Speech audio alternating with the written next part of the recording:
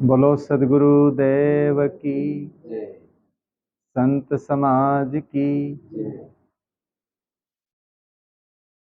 अर्चनी वंदनी संत समाज, सत्संग प्रेमी बंधुओं एवं श्रद्धा मूर्ति देवियों,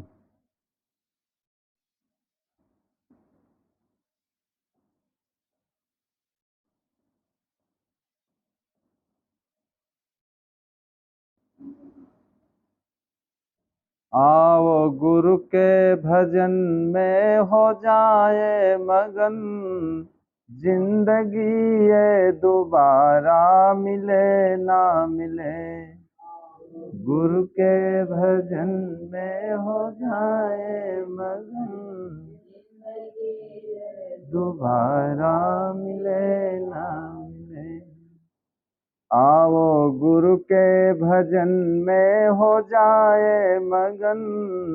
गुरु के भजन में हो जाए मगन। जिंदगी ये दोबारा मिले ना मिले, जिंदगी ये दोबारा। गिरती श्वासों को प्यारे न खोना कभी,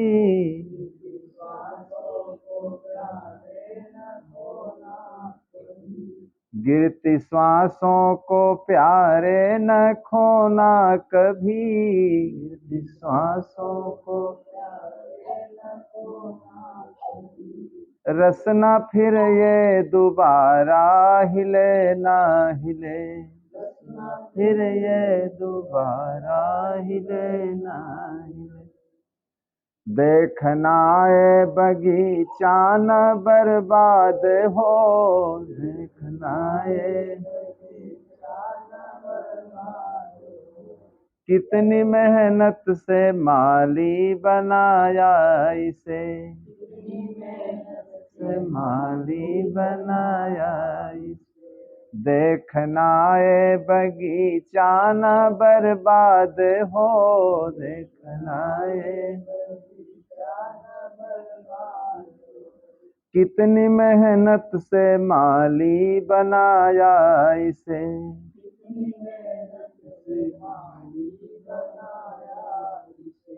ऐसी माला बना लो न टूटे कभी, ऐसी माला फूल फिर ये दोबारा खिले ना खिले, दोबारा खिले ना खिले। ऐसी माला बना लो न टूटे कभी, ऐसी माला बना फूल फिर ये दोबारा खिले ना खिले, दोबारा खिले ना खिले। आओ गुरु के भजन में हो जाए मगन, आओ गुरु के भजन। जिंदगी ये दोबारा मिले ना मिले,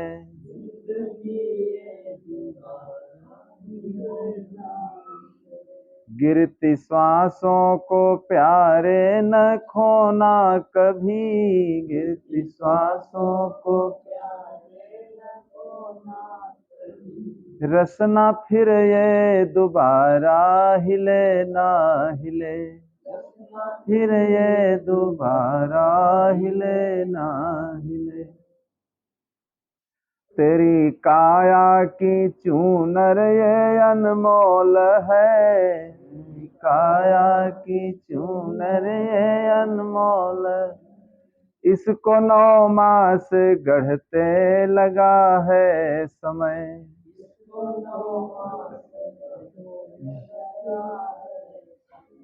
हो के गफलत में चूनर जो फट जाएगी, हो के गफलत में जो फट जाएगी।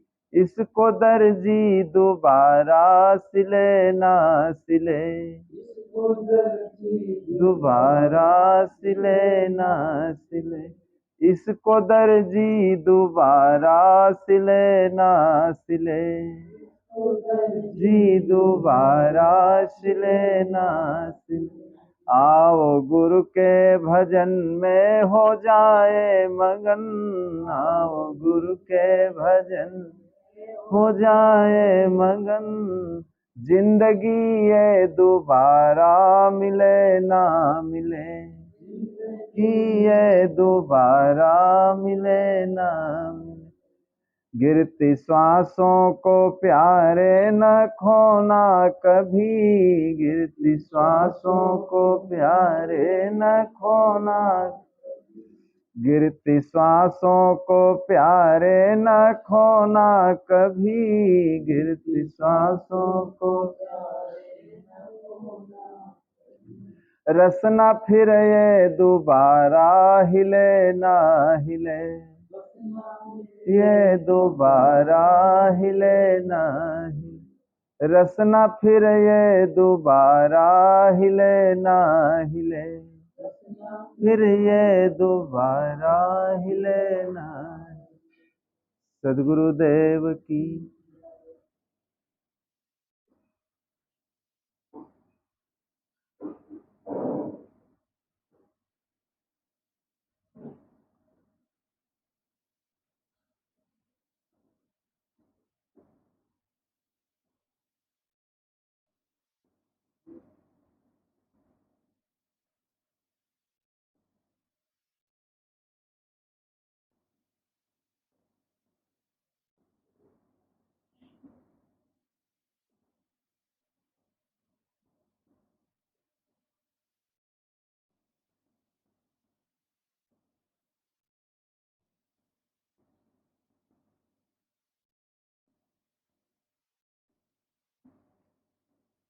बाराबंकी में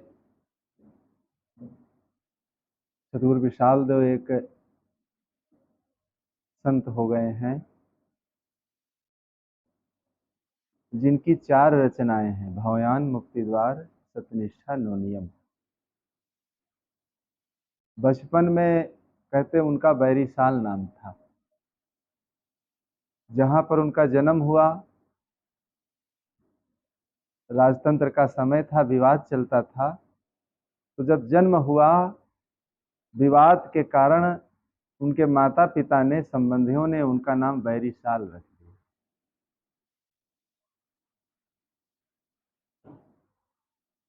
बैरी साल बचपन में बहुत ही परिश्रमी थे, इतने कर्मठ थे, होनहार बिरवान के होत चीखने पात। कोई वृक्ष होता है जो होनहार होता है, या कोई बच्चा होता है जो होनहार होता है, देखिए उसके सारे कर्म व्यवहार सब विलक्षण होते हैं। वो हजारों में लाखों में एक होता है। तो बचपन से बहुत ही कर्मठ थे। अपने भाई के साथ कहते एक बार खेत में धान की ढुवाई कर रहे थे। तो धान का जो गट्ठा था, वो दोनों भाई मिल करके ढो रहे थे। बोरा सिर पर रख दिया, और बच्चे थे, घर को ला रहे थे। रास्ते में उनको ऐसा लगा कि हम गिर जाएंगे, ये धान का बोरा भी गिर जाएगा, लेकिन इतने हिम्मती थे कि उस बोरे को उन्होंने डाला नहीं। और इतनी हिम्मत थी कि इस बोरे को हम अपने घर के दरवाजे पर ही डालेंगे, बीच में नहीं डालेंगे, चाहे गिर जाए।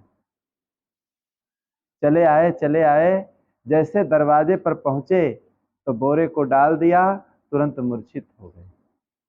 तो उनकी जो माँ थी, पानी वानी पिलाया उनको, तब उन्हें कुछ दिमाग उनका ठंडा हुआ। इतने परिश्रमी थे। देखिए, आलसी व्यक्ति जीवन में कुछ नहीं कर सकता है। आलसी व्यक्ति को तो पास में कहते हैं फटकने नहीं देना चाहिए, आलसी व्यक्ति का तो साथ नहीं करना चाहिए। जो आलसी होता है वो दूसरे को भी आलसी बना देता है।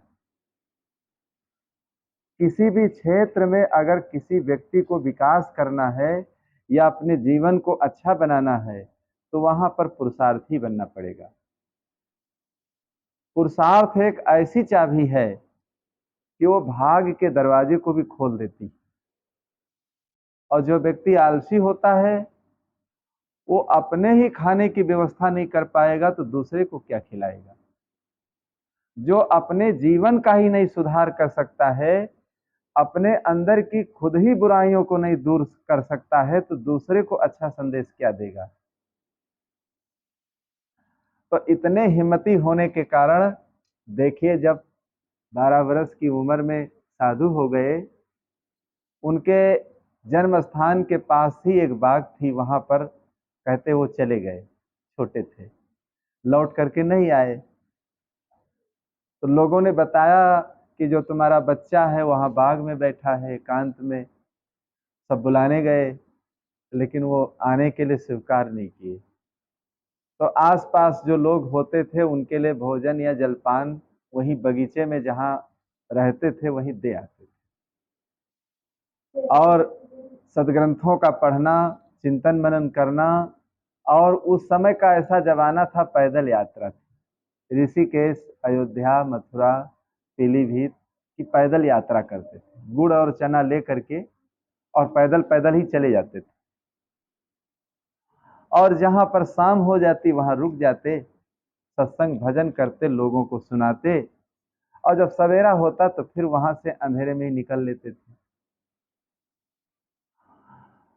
तो देखिए, जो कर्म में सूर होता है वो धर्म में भी सूर निकलता है,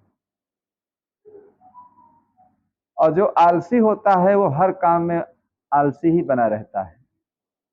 तो परमार्थ मार्ग में जब आए तो इतना उन्होंने स्वाध्याय किया, इतना अध्ययन किया। अध्ययन करने के बाद देखिए, अपने बचपन की उम्र से ही पढ़े लिखे बिल्कुल नहीं थे, पढ़े लिखे नहीं थे।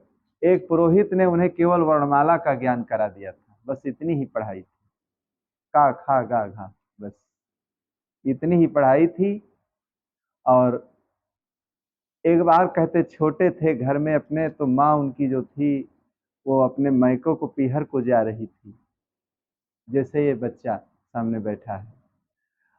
तो बच्चे देखे ननिहाल को जाने के लिए रोते हैं, परेशान होते हैं। तो जब वो जाने लगी तो पीछे पीछे रोते रोते वो भी चल दिए, पैदल जा रही थी। तो कुछ दूर रोते रोते गए कि मैं भी चलूंगा, मैं भी चलूंगा। लेकिन माँ, एक बार उसने मुड़ करके नहीं देखा कि पीछे बच्चा आ रहा है कि लौट गया, क्या हुआ, देखा ही नहीं। जब देखा ही नहीं, कुछ दूर गए तो उनको ज्ञान हो गया अंदर कि जब हमारे बिना मेरी हमारी माँ रह लेगी तो माँ के बिना क्या मैं नहीं रह पाऊंगा। संसार की यही तो सिस्टम गड़बड़ है। हमारे बिना जो व्यक्ति रह लेगा तो क्या हम उसके बिना नहीं रह पाएंगे। हमको जो छोड़कर चला जाएगा तो क्या हम उसको छोड़कर चले जाएंगे तो हमारे बिना मैं नहीं जी पाऊंगा क्या? जरूर जी लूंगा। कहीं जब एक बार मेरी माँ ने नहीं देखा कि बच्चा है, छोटा है, आ रहा है, कि लौट गया है, निर्मोह होकर चली गई, उसी जगह से वो लौट आए। कहा हम नहीं जाएंगे, जाने दो, माँ गई तो गई, जाने दो, लौट आए घर को। हमारे बिना माँ रह लेगी, माँ के बिना हम रह लेंगे। कहते हैं धीरे धीरे ही उनको वैराग्य आ गया अंदर, अंदर से ही ज्ञान था ही। कई जन्मों का देखिए ज्ञान जब उदय होता है तभी व्यक्ति अच्छे मार्ग की तरफ उसके पांव बढ़ते हैं। किसी को पकड़ पकड़ कर चलाने से नहीं चलता है। एक बार पकड़ करके जगा दोगे, एक बार बता दोगे, रोज रोज कहाँ तक कौन व्यक्ति जगाएगा, कौन बताएगा। और जिसके अंदर से, कहते हैं अंदर से जामी नहीं छप्पर पर की घास, और ऊपर से अगर जामी है तो कब तक हरी रहेगी, बरसात भर हरी रहेगी। और बरसात समाप्त होने के बाद वो घास जो है सूख जाएगी, क्योंकि जड़ उसकी ऊपर है। और जिसकी जड़ पृथ्वी से है, बरसात चली जाती है फिर भी देखिए वो पेड़ हरा रहता है। तो कई जन्मों के जो सुकृत कर्म होते हैं, अच्छे कर्मों की कमाई होती है, जब एक जगह देखे इकट्ठा हो जाती है, ऐसे ही व्यक्तियों के अंदर भक्ति भावना, और अच्छी भावना, सद्विचार, ये सब चीजें उत्पन्न होती हैं। किसी के बताने से काम चलने वाला नहीं है। हम लोग कितने लोगों को बताते हैं, शिक्षक लोग कितने लोगों को पढ़ाते हैं, सब बच्चे कहाँ पढ़ पाते हैं। और जिसके संस्कार अच्छे होते हैं, सेवरी कहो वेद कब बाँचा, सेवरी न वेद पढ़ा, न शास्त्र पढ़ा, न पुराण पढ़ा, और कितनी बड़ी भक्ति करती थी, कितनी बड़ी भक्ति करती थी। देखिए, भेड़ बकरियों को बंधई देख करके अपनी माँ से सेवरी पूछने लगी कि माँ, ये जो भेड़ बकरियां बंधी हैं दरवाजे पर, ये किस लिए बंधी हैं? तो सेवरी की माँ ने बताया कि आज नहीं कल बारात सज के दरवाजे पर आई है, और भेड़ बकरिया मारी गई है, इन्हें बराती खाई है। भेड़ बकरिया मारी गई है, इन्हें बराती खाई है। सुन के माता की बचनिया, सेवरी चौकी परी। सुन के माता की बचनिया, सेवरी चौकी परी। सुन के शादी की खबरिया, घर से भागी सेवरी। सुन के शादी की खबरिया, घर से भागी सेवरी। जब इतनी बात सेवरी ने सुना, कल तुम्हारी बारात आएगी, ये भेड़ बकरियां सब मारी जाएंगी, जो बाराती लोग आएंगे वो सब खाएंगे। सेवरी को बहुत दुख हुआ कि एक मेरी शादी के लिए बताओ इतने जीव मारे जाएंगे, इतने जीवों की हत्या की जाएगी, तो मेरा यहाँ रुकना ठीक नहीं। हत्या सुन करके देखिए, सेवरी अपने घर को छोड़ करके चल देती, सेवरी अपने घर को त्याग करके चल देती है। और कहाँ चल देती है? सेवरी ने क्या सोचा अपने मन में कि यहाँ का रहना ठीक नहीं है, अपने दिल ठहराया। यहाँ का रहना ठीक नहीं है, अपने दिल ठहराया। और निकल पड़ी है अपने घर से, माया मोह बिसराया। और ले ली जंगल की डगरिया, तज के अपनी झोपड़ी। ले ली जंगल की डगरिया, तज के अपनी झोपड़ी। सुन के शादी की खबरिया, घर से भागी सेवरी। सेवरी ने सोचा मेरा यहाँ रहना ठीक नहीं है, अपनी झोपड़ी को तज करके अपने माता पिता को छोड़ करके जंगल की डगर ले लेती है। उस जमाने में जंगल बहुत थे, भारत की आबादी बहुत कम थी। तो जंगल में चलते चलते संत महात्मा लोग देखिए जंगलों में रहते थे। जंगलों में क्यों रहते थे? शांत एकांत जगह वहां पर भजन करते थे, जहां पर कोई वहां उपाधि करने वाला नहीं पहुंचता था। वहां पर आश्रम बना करके वहां पर साधना करते। कोई बहुत प्रेमी, बहुत अच्छा व्यक्ति है, वो ढूंढ कर वहां पहुंचता था। तो सेवरी के अंदर देखे कैसे भाव थे, और उस भाव में आकर के देखिए अपने महिला होकर के अपने घर को छोड़ देती है, त्याग देती है, अपने धर्म की रक्षा के लिए, अपने विचारों को सुरक्षित रखने के लिए। देखिए, जिस व्यक्ति के अंदर ज्ञान आ जाता है तो वो अपने विचारों को सुरक्षित रखने के लिए उसका उपाय सोचता है, उसका उपाय सोचता है और उपाय करता है कि कैसे मैं चलूं, कैसे मैं रहूं, क्या चीज खाऊं, किस ढंग से चलूं जिससे मेरा जीवन सुरक्षित हो और मेरा जीवन अच्छा बने। जैसे चोर लोग उपाय सोचते हैं, जुआरी लोग उपाय सोच लेते हैं, शराबी लोग जगह खोजते हैं, कहीं पर ऐसी जगह हो जहां बैठकर हम पिए खाएं गंदी चीजें। ऐसे जो अच्छे लोग होते हैं वो भी अपना उपाय सोचते हैं, अपना उपाय सोचते हैं। इसीलिए सेवरी ने देखे अपना उपाय सोच लिया, बचने के लिए अपना उपाय सोच लिया कि इस प्रकार मैं अपने जीवन को बचा सकती हूँ, सुरक्षित कर सकती हूँ।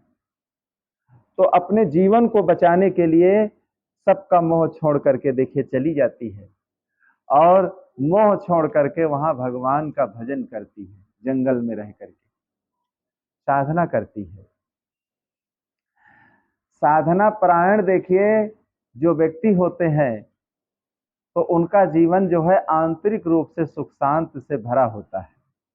बाहरी रूप से लोग देखते हैं तो लगता है कि इनके पास कुछ नहीं है, लेकिन आंतरिक रूप से अगर देखा जाए तो वहां शांति का साम्राज्य होता है। तो सेवरी अपने भाव को देखे कैसे उसने सुरक्षित किया, कैसे अपने धर्म को बचाया। धर्म को बचाने के लिए देखिए हमारे अंदर जब पक्का निश्चय होगा तो अपने धर्म को हम बचा सकते हैं। बाराबंकी में उत्तर प्रदेश में एक महिला थी, तो उनकी शादी हो गई और शादी में जब पहली बार वो गई ससुराल को तो वहां ससुराल वाले जितने लोग थे और जो लड़का था वो सब गंदी चीज खाते पीते थे। तो एक दिन रही, फिर दूसरे दिन ही उन्होंने कहा कि देखिए मैं अपने घर को जाना चाहती हूँ। और जब चलने लगी तो सास को बुला करके कह दिया अब मेरा इंतजार मत करना, हाँ मैं वापस नहीं आऊंगी और अब मैं तुम्हारी बहू नहीं बनूंगी। हाँ सास को बुला करके कहा ये तो भूलवश बहू बन गई एक दिन के लिए, अब मैं बहू नहीं बनने वाली और मैं स्पष्ट तुम माँ हो इसलिए मैं बता ही देती हूँ, अपने लड़के से बच्चे से तो बता देना कि मेरा इंतजार मत करना। तो सास कहने लगी बेटी बहू नहीं बनोगी ठीक है, लेकिन दुनिया में किसी की बहू मत बनना, हमारे घर से तो जा रही हो। देखिए सास भी बहुत बुद्धिमान थी, हमारे घर से तो जा रही हो और कह रहे हो मैं बहू तुम्हारी नहीं बन सकती अब, लेकिन किसी की बहू मत बनना अपने जीवन में, तब तो अच्छा रहेगा। अगर यहां से चली गई फिर दूसरे किसी की बहू बन गई जा करके तो अच्छा नहीं, तो फिर यही बहू बनो, मेरी ही बहू बनो। तो ऐसा देखे सास से उपदेश पा करके उसके अंदर वैराग्य आ गया और फिर जब आई अपने माता पिता के यहाँ तो पूरा जीवन देखिए 100 साल की उम्र, पूरा जीवन ऐसे ही बिता दिया अपना। ससुराल के लोग बहुत जबरदस्त थे, पकड़ने आते थे, 10 बार पकड़ने आए सब आदमियों को लेकर के, और उसका पति जो था और सब लोग, घर में पिता थे और केवल वो थी। एक बार पकड़ने के लिए आए, घर को चारों तरफ से खड़े हो गए कि किसी दरवाजे से निकल ना पाए लोग, और पकड़ करके बहू को ले जाएंगे। तो पिता की पोशाक रखी हुई थी घर में और टोपी रखी थी और बाल वाल सब थे ही नहीं, मुड़ाए थी बिल्कुल एकदम ऐसे। और तो पिता के सारे कपड़े पहन लिया और पहन करके हाथ में डंडा ले लिया, रात्रि का समय था, दरवाजे से ही निकल गई और जो पकड़ने वाले आसपास सब खड़े रहे। उन लोगों ने सोचा कोई पुरुष होगा, आता जाता होगा, महिला तो है नहीं है। तो सब सामने कुछ खड़े, कुछ उधर खड़े, कुछ उधर खड़े, डंडा लाठी बंदूक लिए, लेकिन सब खड़े के खड़े पहरेदार रह गए और उसी दरवाजे से ही वो निकल गई। और कुछ दूर जब गई तो दूसरे के घर में जाकर चुपके से बैठ गई कि हमको किसी प्रकार बचा लो, पकड़ ले जाएंगे जबरदस्ती। घर के अंदर सब गए, सब ढूंढा ढाड़ा, वहां कोई नहीं मिला, लौट गए।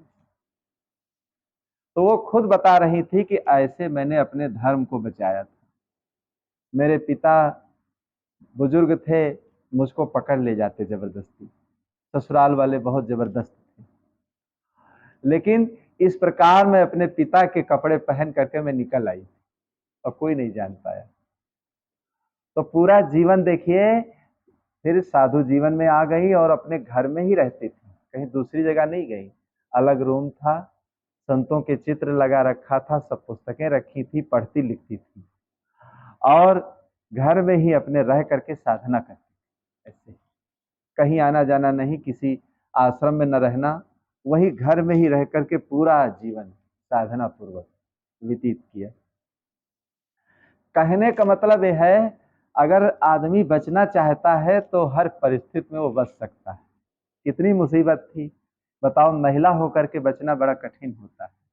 पुरुष वर्ग तो हर जगह चले जा सकते हैं, अपने को बचा सकते हैं, सुरक्षित कर सकते हैं, लेकिन महिलाएं बेचारी नहीं जा सकती हर जगह, क्योंकि उनका जीवन खतरे का होता है। हर जगह जा नहीं सकती, हर जगह पहुंच नहीं सकती, किसी के साथ संग में जा सकती है, ऐसे नहीं घूम सकती। लेकिन महिला होकर के देखिए, जितने 20-25 लोग आए थे सबकी आंखों में धूल झोंक दिया और चली गई बेचारी, अपना अपनी रक्षा कर लिया। तो हम लोग जब साधु जीवन में गए तो पूछने लगे, तो कैसे, कहीं ऐसे ऐसे हम बच गई थी, अपने को बचा लिया था। तो संसार में जैसे सेवरी ने अपने को बचा लिया, और न मालूम कितने लोग संसार में हुए। जो बचना चाहता है वो सीखना चाहता है, जानना चाहता है, अपने जीवन को अच्छा बनाना चाहता है, हर परिस्थिति में हर जगह वो अच्छा बना लेगा, कहीं भी चला जाए, चाहे कांटों में रहे। और जो कुछ अच्छा नहीं बनाना चाहता है, चाहे घर में ही बैठा रहे रात दिन, वो भी कहेगा मेरे मित्र ऐसे हैं, मेरे ऐसे भाई हैं, मेरे ऐसे वो हैं, इसलिए हमको खिला देते पिला देते। क्या करे, किसी को कोई खिलाता नहीं है, किसी को कोई गलत काम करने के लिए सिखाता नहीं है। हमारा मन जो इतना खराब होता है, वो मन खुद ही हमारा नहीं मानता है, हमारा मन अपने आप उधर प्रभावित होकर के खींच जाता है। तो ऐसे ही सदगुरु विशाल साहब थे, जो इतने कर्मठ थे, और स्वाध्याय करके सत्संग करके देखिए, माँ, अपनी माँ से ही कितना वो बचपन में ही निर्मोह हो गए। इतना बड़ा बच्चा देखिए कैसे वो निर्मोह हो जाएगा, कैसे उसके अंदर ज्ञान आ जाएगा कि मेरी माँ जब मुझे नहीं देखती है तो मैं माँ को भी नहीं देखूंगा।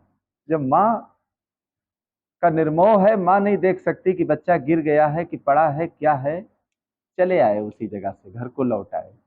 कहीं ना एक दो दिन, 10 दिन, 5 दिन, जितने दिन के बाद माँ को आने की इच्छा होगी आएगी, हम आराम से रहेंगे घर में। आजकल का जमाना होता तुरंत लोग फोन करते, तब का जमाना जब व्यक्ति आता था तब मिलता था, तब उसके हाल चाल मिलते थे। तीर्थ यात्रा में लोग देखिए चलते थे, पुराने जमाने में तो सब लोग मिलते थे, विदाई कर